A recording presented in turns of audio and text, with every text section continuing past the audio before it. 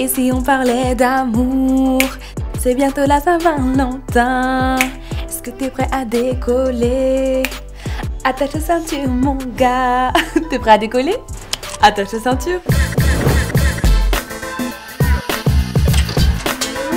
Au Japon, la tradition veut que ce soit la femme qui offre un cadeau à l'homme. Une boîte de chocolat fait tout à fait l'affaire. Et un mois plus tard, le 14 mars, c'est le White Day. Et là, c'est les hommes qui offrent un cadeau aux femmes qui, comme son nom l'indique, sera blanc. Allons au Vietnam. La ville de Haiphong organise un concours de baisers pour la Saint-Valentin. Ça se passe au Palais culturel et d'amitié de Viet Thiep. Une centaine d'amoureux s'enlacent pendant des heures et des heures et des heures en espérant gagner le concours du baiser le plus long. Ça doit faire des crampes quand même.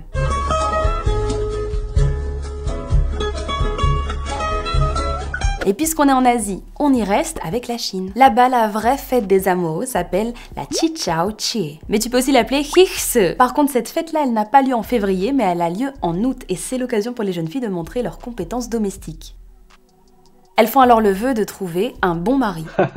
On me l'avait pas sorti celle-là depuis longtemps. Et si on vous offre des roses ce jour-là, vous avez intérêt à les compter. Si on vous en offre 108, c'est qu'on vous demande en mariage. Pas 106, pas 105, pas 109, 108.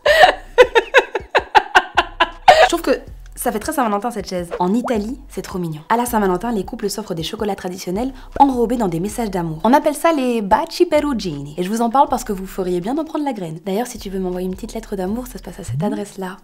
Au Brésil, la Saint-Valentin locale, c'est le 12 juin et elle s'appelle Dia dos Namorados. Pourquoi le 12 juin? Parce que c'est la veille de la Saint-Antoine et Saint-Antoine, c'est le saint qui veille sur les célibataires qui souhaitent trouver l'amour de leur vie. Bon, attends, je te parle de Saint-Antoine par-ci, Saint-Valentin par-là, peut-être que je t'embrouille un petit peu, alors je t'explique. Le 14 février, on fête Saint-Valentin, pour Valentin de Terni. Il a été désigné au XVe siècle par l'Église catholique comme saint patron des amoureux. Mais la véritable origine de la fête des amoureux se trouve chez les Britanniques qui considéraient depuis des siècles que précisément ce jour du 14 février, c'était le jour qu'avaient choisi les oiseaux pour trouver leur partenaire.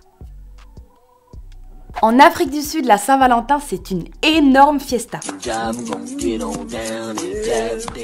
Les Sud-Africains ont une tradition qui veut que les femmes épinglent le nom de leur chéri sur leur manche. Cette tradition s'appelle l'Upercalia et elles font ça pour signifier qu'elles ne sont pas libres. En un coup d'œil, tu peux voir qui est disponible et qui ne l'est pas. T'as capté?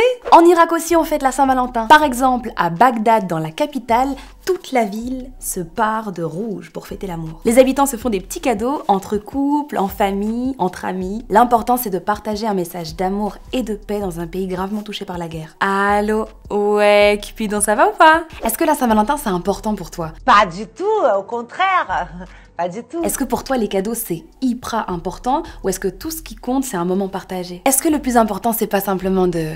chiller, chiller, chiller avec toi, chiller, chiller, chiller, moi. Bon les gars, ça me semble être le jour parfait pour me mettre des cœurs en commentaire là. Allez, gros bisous et à demain, ou pas.